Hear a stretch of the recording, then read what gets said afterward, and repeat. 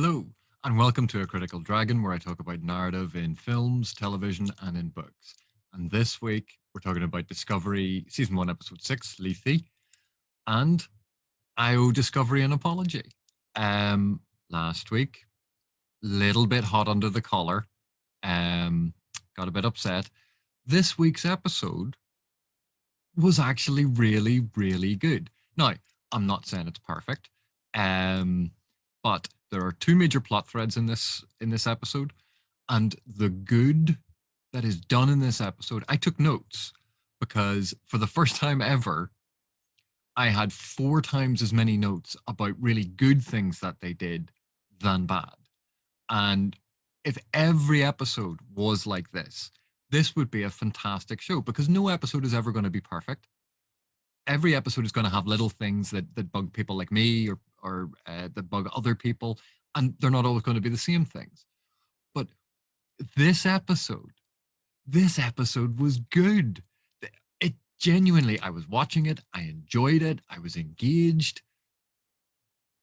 Were these new writers? Had everyone in the break room had a good nap and then were chugging the Red Bull and went, right, let's get to it. This was a good episode. So let's talk very, very briefly about sort of the structure of the episode.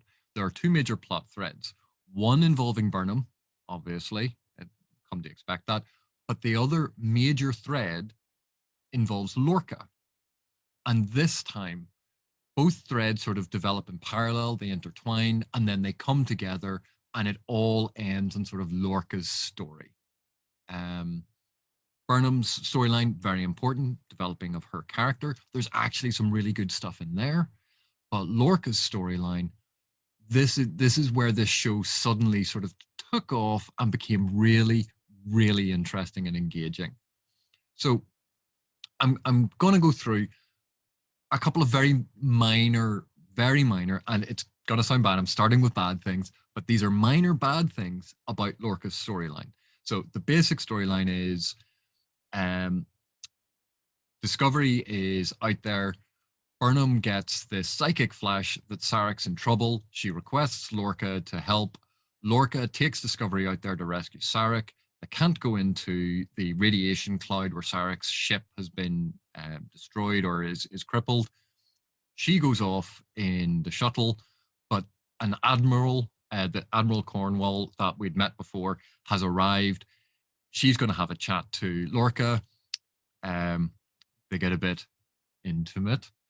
And then she gets annoyed because Lorca's crazy, a little bit, crazy. And then they rescue Sarek, but the Admiral has to go off to take Sarek's place. Turns out it's a trap. She gets kidnapped, and Lorca goes, "Well, she was gonna throw me under the bus. Better wait for orders. You told me not to rescue anyone unless I had orders, so sucks to be you." Right. That's the episode in a nutshell. Uh, I really enjoyed it. So let's talk about a couple of the little minor bad things in Lorca's storyline. Then we'll talk about Burnham because it's not quite as positive, but there's still some good stuff. So in Lorca's storyline, we see him and Tyler shooting Klingons, and it's quite clear that it's a holodeck that they're on. But again, that's a little minor bad thing. They they keep emphasizing that Lorca has these bad eyes that react badly to sudden flashes of light. I think from now on, I'll just have a little sign saying Lorca's eyes because this is an issue every single episode. It's as if they picked this thing because they wanted a cool thing, um, and then just so we'll just reference it every once in a while. But Jason Isaacs, don't you worry about it. We won't do anything in any of the scenes because they're in the dark Klingon ship. They're shooting things. Tyler, for some reason, suddenly pulls out a phaser and he's shooting two-handed because it looks cool. And then at the end, when they're counting the kills on the rifles only, even though Tyler had been using a phaser as well as the rifle, he's killed more people. And then says, "Oh, well, maybe I need to get my eyes checked." Sort of the whole sort of joke thing. And Lorca makes the great line, "No, I want my chief of security to shoot better than me." So it's a great line. It's a great building moment for Lorca recruiting Tyler. And I'm going to come back to that in a minute. But at the same time, they make the issue about his eyes really prevalent. They were in a dark Klingon ship with lots of laser flashes, which should be causing Lorca pain. Then they walk out of that hollow thing into a brightly lit armory. And Lorca doesn't flinch. Stop doing it. Or if you're going to do it, don't immediately draw attention to it. It just is annoying. But anyway, skipping on to the next sort of minor bad thing about Lorca's sort of storyline. Admiral Cornwall has found out that Lorca's launched this unauthorized rescue mission. So Lorca has teleported Discovery from one part of the galaxy to where Sarek went down. They get Burnham in a shuttle. She flies off, and the very next scene is the Admiral has arrived. How close was the Admiral to where Sarek's ship went down? Because if she was about half an hour away, which apparently she was, why was there such a delay in picking up Sarek? Why aren't there other ships there? In fact, when she arrives, why aren't they trying to help scan? Why aren't they doing anything to help rescue Sarek? She has a cruiser that has turned up. She has her ship and is doing absolutely nothing. It's like she arrived in a shuttle. She hasn't. She's arrived in a giant starship, and they're not helping trying to find Sarek.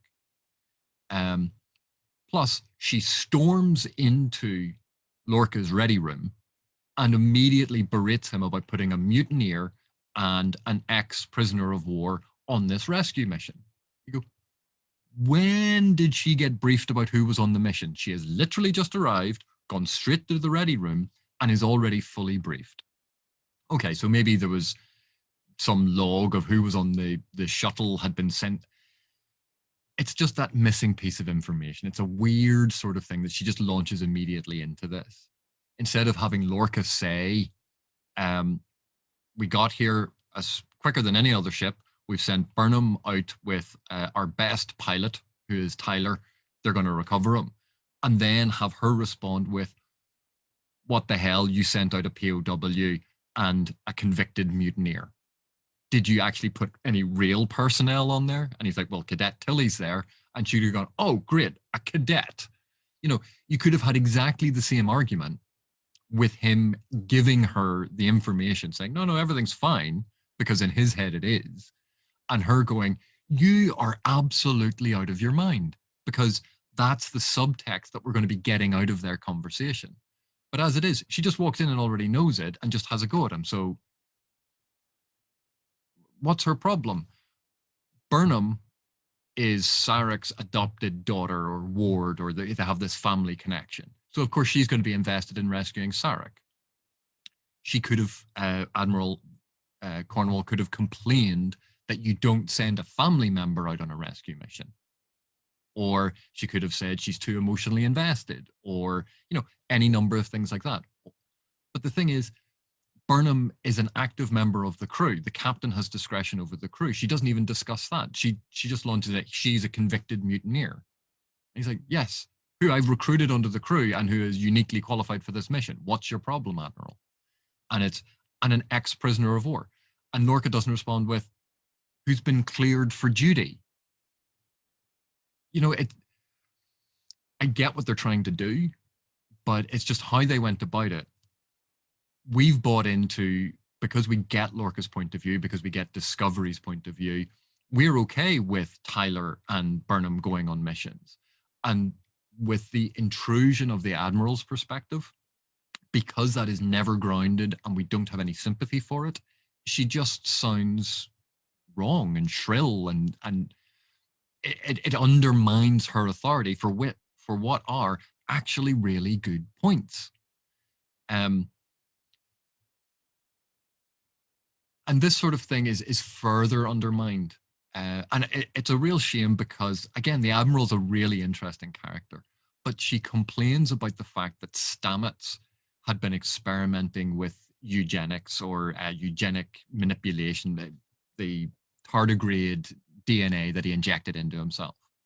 And she goes, there are rules. You go, well, number one, he did that a while ago, and no one has called Discovery back to go, see that genetic manipulation? We're going to have a quick word with you. It's there are rules that I will bring up when it's convenient. Um, so her point is kind of undermined by the fact that Discovery has been on all of these different missions, and she literally says that Discovery is the cornerstone or the center of their defense against the Klingons, that it's their best weapon.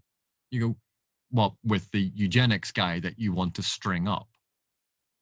Stop undermining your own argument. Plus, where were your rules when they were torturing a sentient creature to death? Now, this might sound harsh. This is a good episode. These are the minor bad points. They're not major. Um, so it also brings up this very weird question that they had two of these spore drives. One ship, obviously, they had to scuttle because it had gone wrong, but Stamets has solved the problem. Discovery is now the centerpiece of the Federation's defense. It's their best weapon. Why aren't they building more? Why haven't they recalled the Discovery, gotten all the schematics from Stamets, gotten all of the information, debriefed him, and then had all of the scientists back on Earth or on Vulcan looking for a way to get that genetic information into either a construct, an AI, or something else? They seem to be quite happy going, yes, we have this one brilliant weapon, but, oh, well, we could never do it again. And that sort of just, it comes to the fore here because she criticizes what Stamets did, but doesn't recall him, doesn't arrest him, doesn't have Lorca arrested, doesn't do any of that. And it seems wrong. But then she gives a great line that partially excuses it. So it's like the writers are aware that there are weaknesses to her argument. And so they write in a good line where she says that a lot of the people in the Federation are blinded by Lorca's victories. And you go, yes, give me that fig leaf, that little tiny fig leaf that I can put over and go, that's going to excuse this behavior. The writers give me a reason to let them away with it, to excuse Stamets, to wonder, to go, that's why they're not enforcing the rules. That one line cures so many ills. So I thought that that was actually quite good. We also have her. She complains that Lorca has changed in the last few months, and this is after the whole intimate scene. And she goes like, even their intimacy is different. So she's remarked that he has changed since the incident with his previous ship. He was a POW for like a day, and was tortured for a day. But she remarks that he has changed, that he's not the person she remembers. And we have this whole sort of set of character scenes and sequences, and it sort of culminates in them being in bed, and she's looking at the scars on his back, wakes him up. He spins round, pins her down by the throat, and puts a phaser in her face because he's been woken up in the middle of the night, had been tortured. And as he says, he's not used to having someone in his bed. But as soon as he sort of backs off, she gets out of bed, obviously, and she is justifiably annoyed. And she says, you have changed. You must have lied on all those psych evals. And we get a sense that not only has Lorca changed in how he's commanding the ship, but something about their lovemaking had changed as well. And she's sensing this. Now, obviously, it puts her in quite a delicate position because how's she going to log that as a formal mark against him? Well, I noticed he didn't kiss quite the same way. And when I was in bed with the subordinate officer, me being an admiral and him only being a captain, and was fraternizing with him hard all night, he pulled a gun on me. It's a bit of a compromising situation for her, which explains, in part why she's so defensive.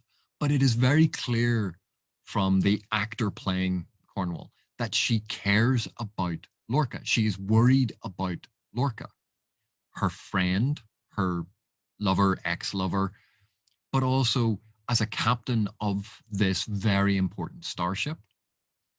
And so she's worried about his crew, his ship, and what it means for the Federation. There are multiple levels at play here, and that all comes across in her performance. It all comes across in the dialogue, and it's really well done. But I'd have to say, in Lorca's defense for this, they are in the middle of a war. He has been running the ship kind of ragged, doing all of these different missions. He was just captured by the Klingons, who had sort of basically beamed in, killed everyone, grabbed him, tortured him. And here he was fast asleep, and she's just poked him in the back in the middle of the night. It's not like he regularly has people in his bed. So he has woken up, spun round, and had a gun. And she complains that he has a phaser in his room. They're in the middle of a war. Why shouldn't the captain have a phaser by his bed in case the Klingons arrive and beam aboard? It's not like he'd go, well, I know regulations say it should all just be down in the armory. So if they beam aboard, we'll ask them to wait while everyone makes an orderly queue, and we'll walk down to the armory and we hand out the guns. He goes, no, have my gun here. Have gun, will travel. So I don't judge Lorca on this point. I think Cornwall, although it would be very, very scary and she has every right to be upset, I don't think the fact that he has a phaser with him in bed is a major problem. So, and that's basically it for the bad in Lorca's storyline. Like, those are incredibly minor points. So let's have a think about some of the things that I thought were really, really good. Number one, that training sequence at the beginning with Lorca and Tyler fighting the Klingons. It's a bonding experience. And as the episode develops, it's very clear that Lorca has a special interest in Tyler and a special interest in Burnham. And you go, well, why would that be? Burnham, she's this super genius, super amazing, can do everything. You go, grand. Tyler, he's a nothing. But Tyler, as a POW, was never going to get a newly or onto an active post anytime soon. And he knows that Tyler is going to fight the Klingons with every inch of his being. And he knows that Burnham, by giving her a second chance, she's going to be grateful. So he's recruiting officers who are loyal to him and not necessarily to the Federation. And this, I thought, was really, really good. It makes Lorca so much more interesting because we constantly see him in these shadows. We constantly see that visual representation of him being slightly dark, slightly mysterious, not your normal Starfleet captain. Like, he is ruthless. And here we see he's actually actively recruiting officers on his ship to be personally loyal, not to the Federation, not to the ship, but to him. They will owe him everything. And you go, that's interesting. And that plays out through this because he's given Tyler a second chance. He's going to make him chief of security. He gives Burnham a position on the command crew again as the science officer. Like, he's promoting her, and she is deeply grateful to him. And that, of course, ties into something we'll talk about in Burnham's storyline, where Sarek's disappointed her and he's not really a father. And now she has this father figure who is rewarding her, who does put trust and faith in her, who does believe in her abilities, and who is fighting for her, whereas Sarek turned his back on her.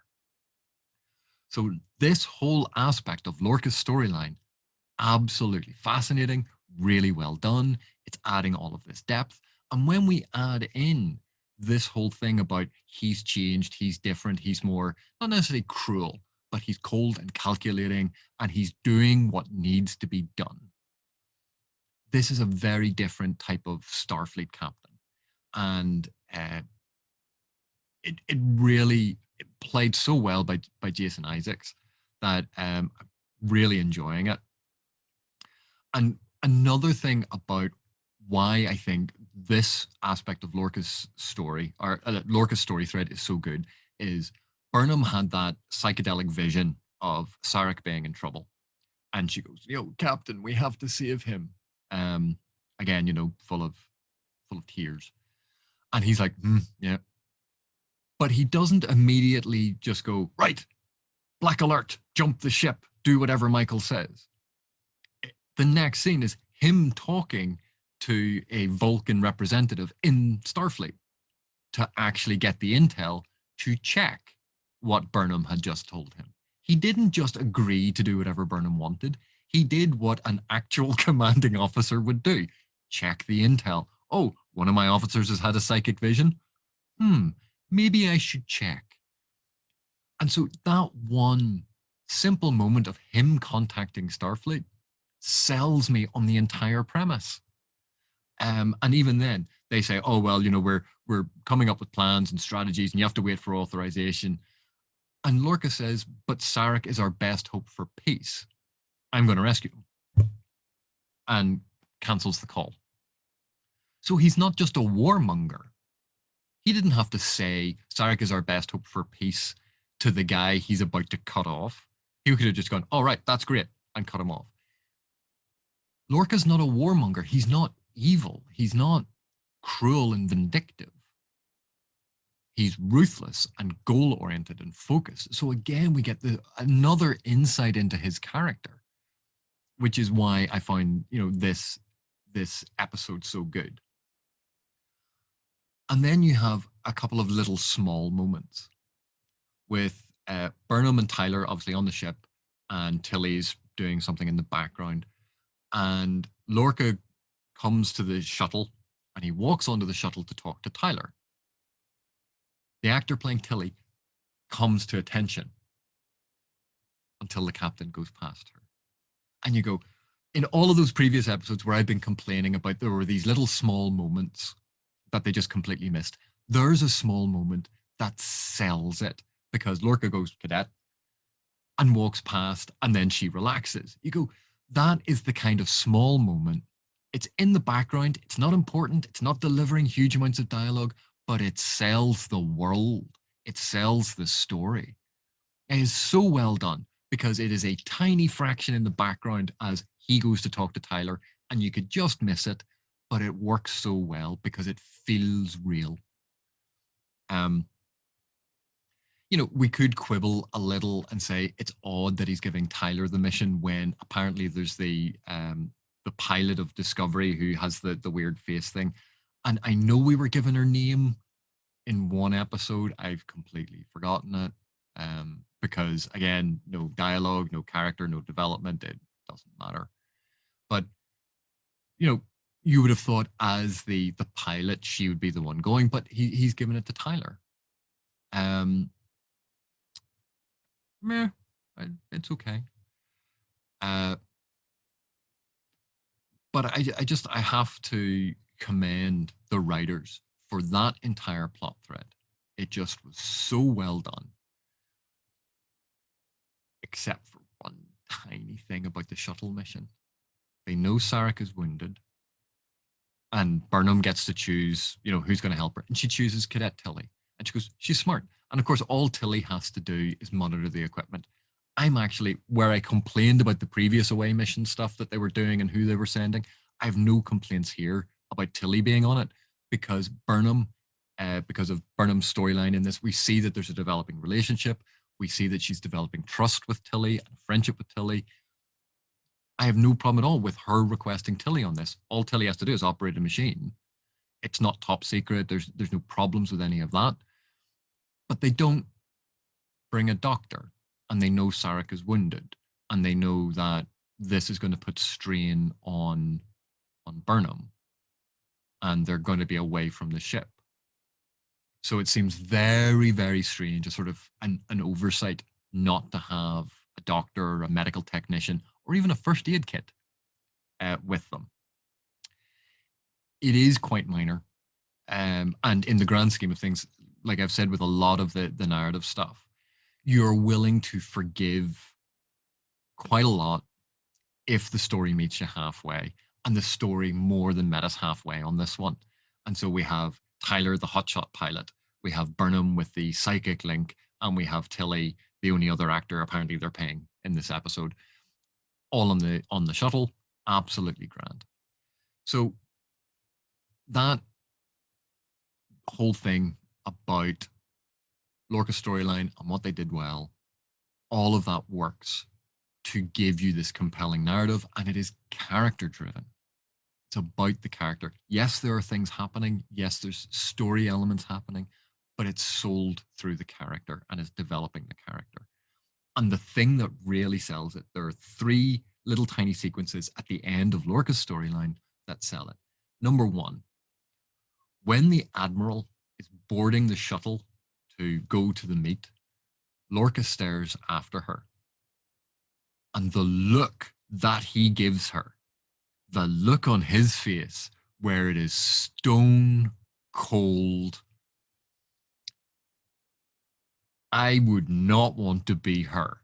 Like, that is, Vulcans say that they're emotionless. You're looking at his face and he is revealing nothing. Like, that is just stone cold, unforgiving, hard, brutal. And like, in that moment, watching this episode, I went, I wonder, did he plant a bomb on her ship? Like, seeing that look on his face, my immediate thought was, did he sabotage that shuttle and is going to blow it up? Because I honestly believed in that moment that that's what he would do. And you go, and that was done with a look.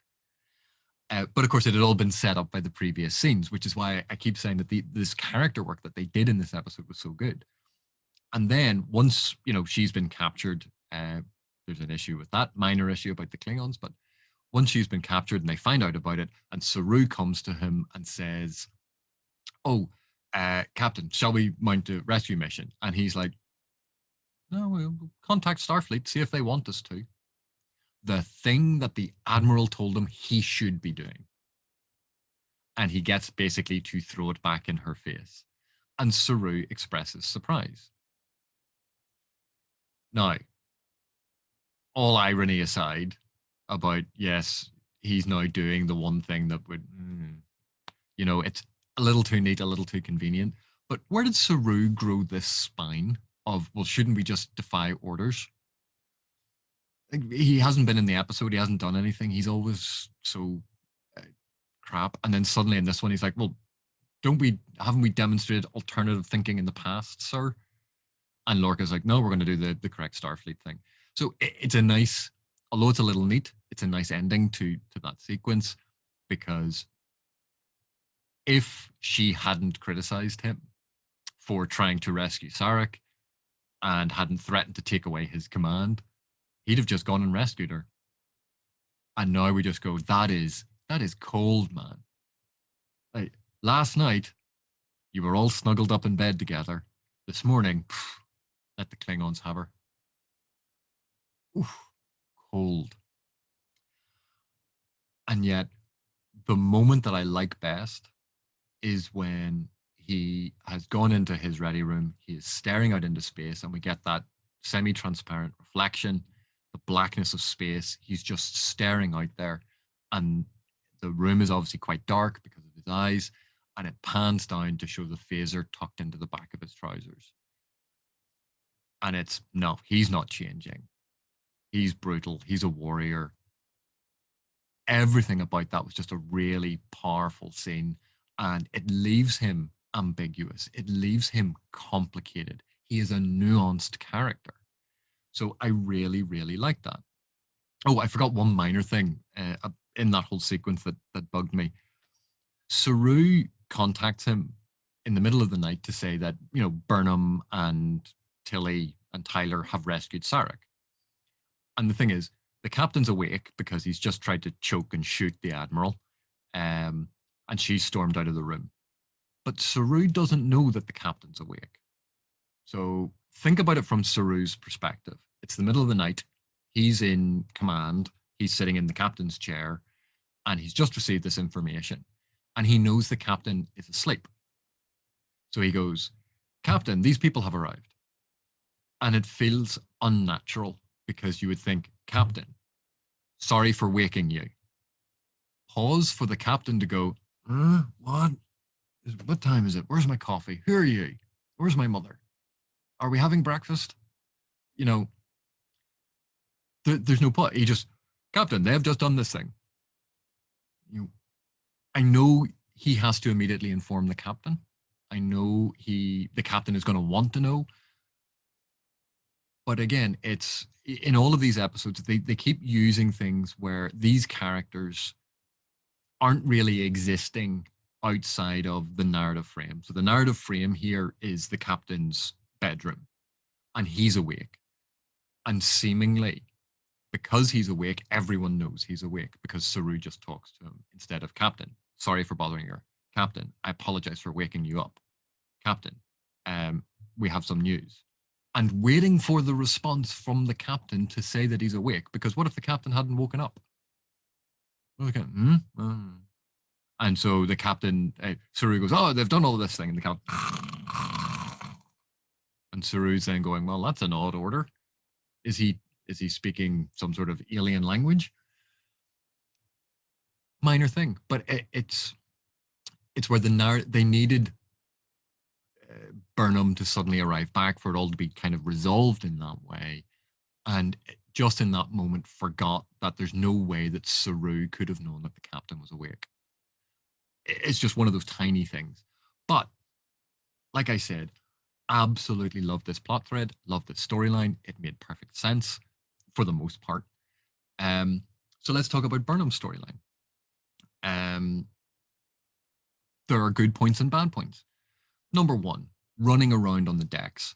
I'm sure this happens all the time on Navy ships, but it just seems really, really strange that they have a holodeck that they can train in, but Burnham and Tilly are running laps of the corridors on a warship in a war when they're on active duty.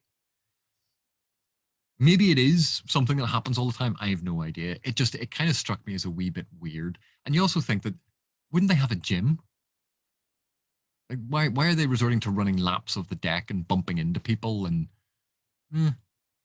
second thing that bugged me about that, it says disco on their t-shirts. Did they use the wrong font size and just couldn't fit all of Discovery? Or is it because the Discovery can never actually be blown up because disco will never die? It's a good thing they're not on the Enterprise, because although they said Enter, or the USS Crazy Horse and Crazy. Actually, that might fit better for this show. Discovery Disco, and you go. It just, of all of the shortened forms of the name, it just sounds dumb to me, at least. Other people may enjoy it. But apparently the disco theme is alive and well because the CGI team went full on back to their college heyday, and they also went to a party college because the psychedelic trippiness of this episode, where you have Burnham's initial fading through sort of space time and that sort of psychedelic trip that she has of this transcendental, weird Catra soul through space sequence. You go,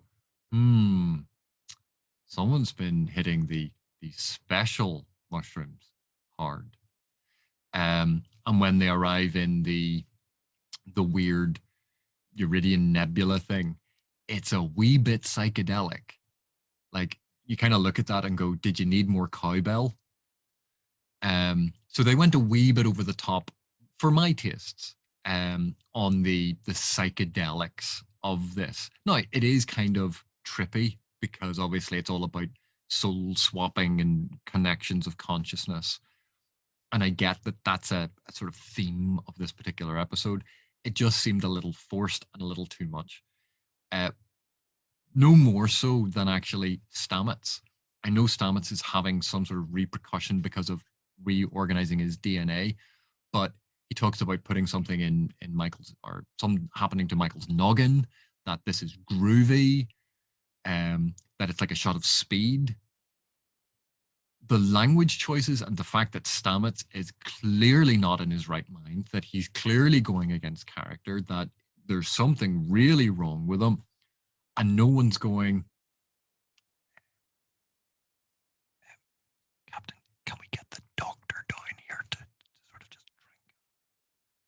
But no, Stamets is working away in engineering, and no one has a problem with the fact that he is clearly insane, and his language selection is just odd.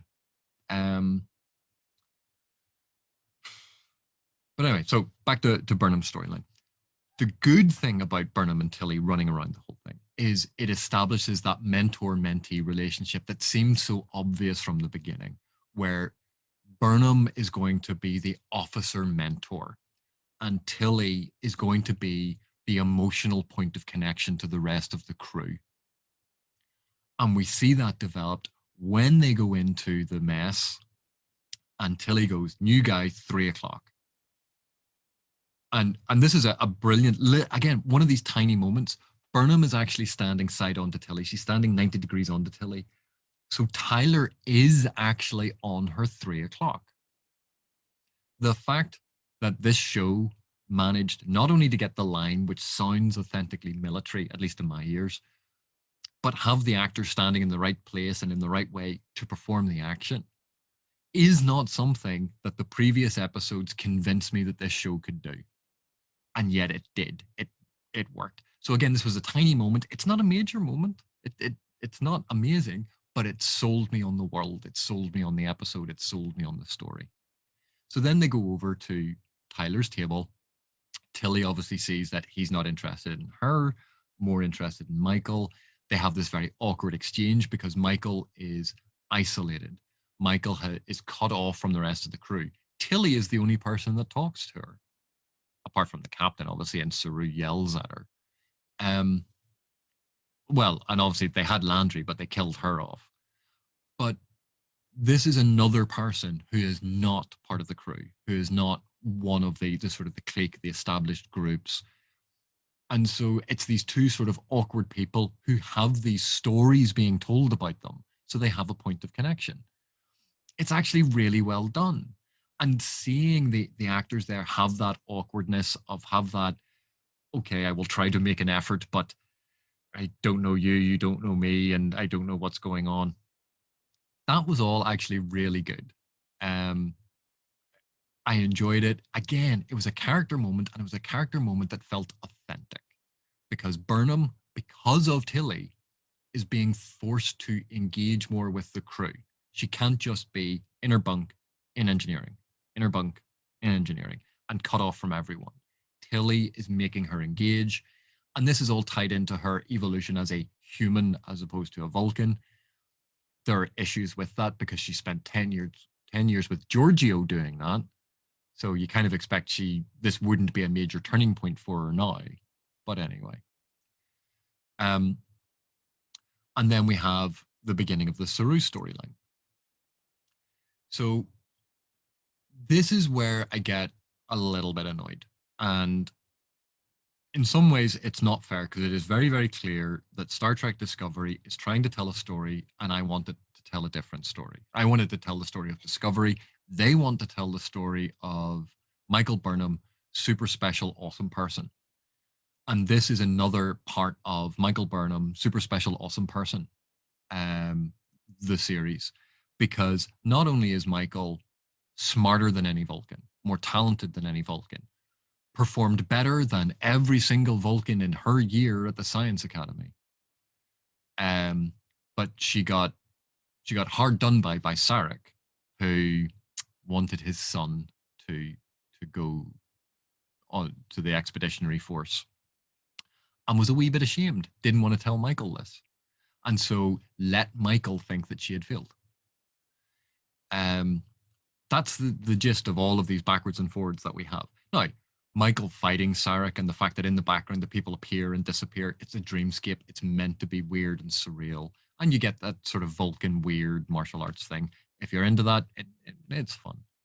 Um, but weirdly enough, we again have this when we saw Michael and Sarek in the flashback meeting Giorgio. Michael is absolutely Vulcan.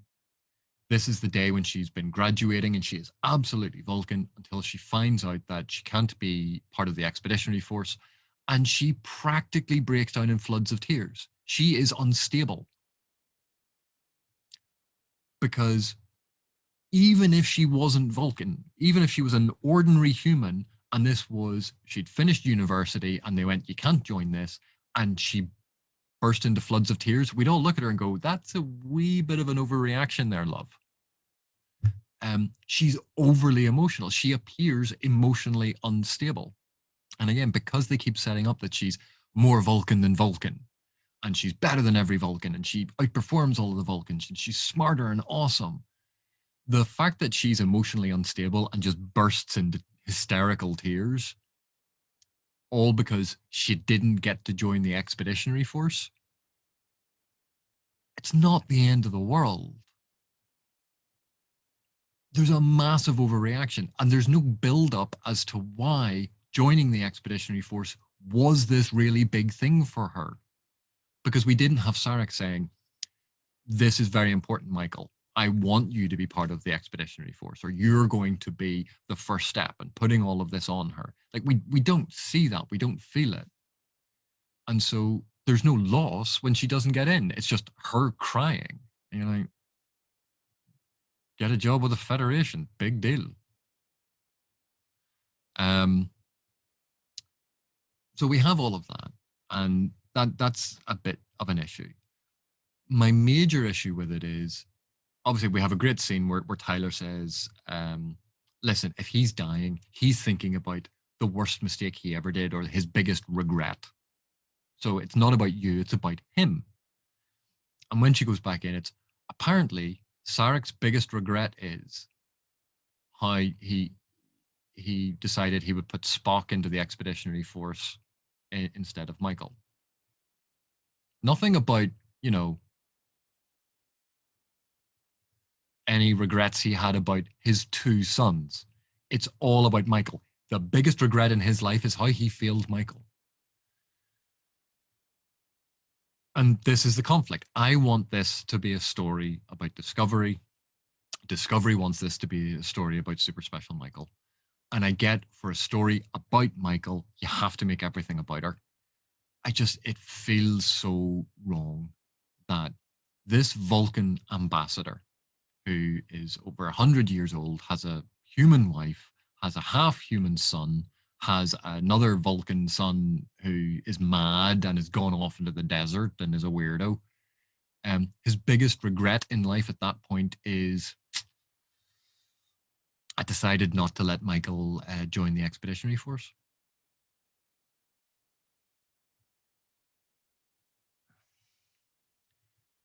Yeah, okay, like, fine.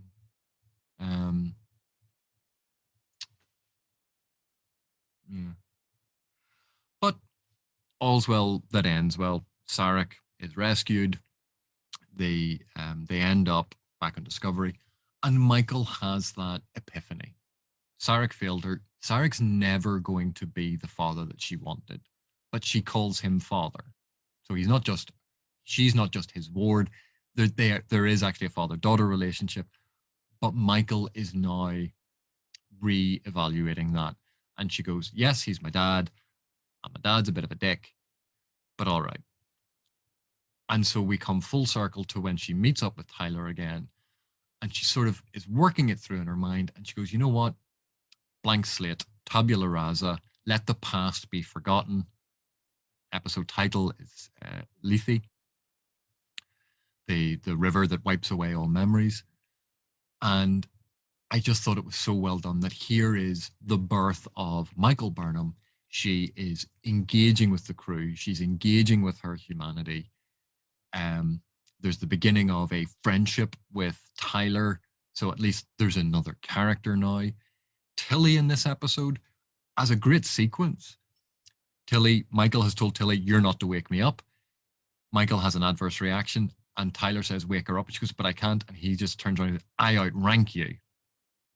And so she does it.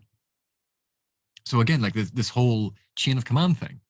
These writers get it. I don't know why it's not in the rest of it, or it doesn't feel like it's in the rest of it. But those moments just, again, sell it. That Tyler just overrules Tilly and goes, no, I've given you an order, cadet. Do it. And it's only then when he has the discussion with Burnham that they come to an agreement that they'll try, and he'll let it sort of happen. So I really like this episode. Really enjoyed it. Those, and you can tell from the minor things. Although I talked about the minor bad things or the things that bugged me, I, I'm enthusiastic about this. Like Lorca is such a good character. Where I don't know where his Tribble went. I miss his Tribble. I hope it just wasn't put there as fan service in one episode. Like I hope it is actually around somewhere. Or did he eat it? Um, but Lorca is a great character. Michael in this episode seems to have rounded a corner to become someone more interesting. Tyler is an interesting character, again, slightly damaged, slightly wounded, interesting backstory. Let's investigate that. Tilly as a mentee and also someone who's slightly more empathetic and more about emotion. And that's a nice gelling of different characteristics. Um, an actual crew, an actual sort of cast is forming, which I really, really like. I still think it's weird that we don't know the command crew. I still think it's weird that we have such limited views of these characters because they don't seem necessarily connected. But this episode worked. This episode was good. So I'm going into the next episode going, you know what? This could be fun. Discovery's turned a corner. I'm optimistic. So I hope you enjoyed that one. I know that it kind of rambled on a wee bit, but I just was so excited about a good episode of Discovery. Um, so hope you enjoyed it, and I will see you in the next one. Bye bye.